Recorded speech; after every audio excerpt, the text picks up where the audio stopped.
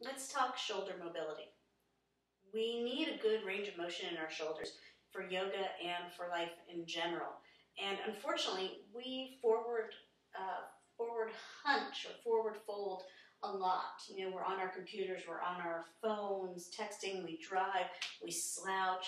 We do all of this that really pulls the shoulders forward. It is that internal rotation in the shoulder joint. And we don't do a lot to pull the shoulders in, or not pull, but to move the shoulders in other ways. So hopefully you're working on your shoulder mobility. One great way to do it is to work on our windmills, right? Getting the arms to go in opposite directions at the same time, right? So that's fabulous. But I've got something else for you that, well, if you're still working on your windmills, stay with that. Don't even watch this video. You'll just be overwhelmed by it. But if you're okay with windmills, I've got a little something else for you to work on. I just found this from a friend, and I thought this was mind-blowing. We're going to make figure eights with our arms.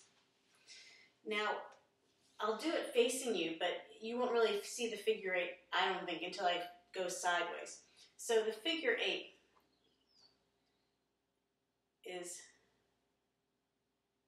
moving like this. You might not see it, but when I turn sideways, hopefully, then you see how that's a figure eight. And then, of course, we go in the opposite direction. And it takes a lot of focus for me to do this still. And of course, we go with the opposite arm, so this is my less mobile side. You can see a little mess up there. And then, of course, going in the opposite direction.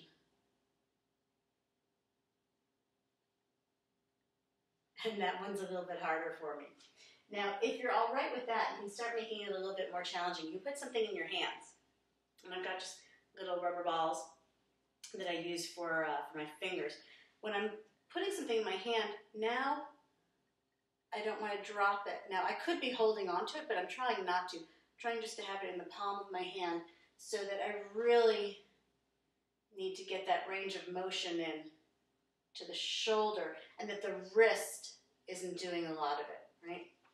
Let's see if we can go on this left side, this tighter side for me.